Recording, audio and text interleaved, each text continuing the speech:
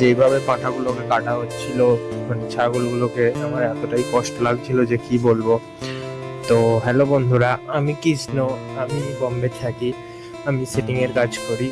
তো জানো তো ভাইয়ের জন্মদিন আছে, তাই মামার বাড়ি গেছিলাম।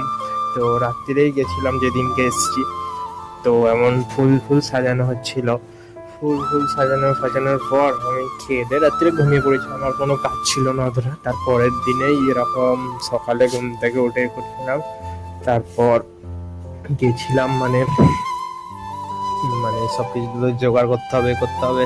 তার জন্য মামার সঙ্গে মানে সবাই আরো ছিল, সব মানে রাত্রিদের জন্য যে খাবার দাবার হবে, তারপর পাঁঠা কাটা হচ্ছিল। তো গিয়েছিলাম ওখানে, এরকম ভাবে কাটা হচ্ছিল। তো আমার খারাপ লাগছিল প্রচন্ড, কি বলা যাবে। তারপর তোমরা দেখো এরকম সাজানো হয়েছিল গেটটা, আরো সব এরকম ভাবে সাজানো হয়েছিল। তো ভালোই লাগছিল বেশ। তারপর ভাইয়ের যে দুপুরের যে ভাত খাওয়ানো, তারপর আশীর্বাদ করার যে অনুষ্ঠান হবে, সেগুলো ফটো তুলেছিলাম, ভিডিও করেছিলাম। তো ভাই এত দুষ্টুমি করছিল কি বলবো। তারপর হয়ে যাওয়ার পর তারপর খেয়ে দিয়ে নিয়েছিলাম। দুপুরবেলা অতটা কিছু ছিল না, রাত্রিরেই মেন জিনিসটা হবে, তাই জন্য এতটাই। আবার রাত্রের ভিডিওগুলো পরের বাটে আসবে। টাটা বন্ধুরা।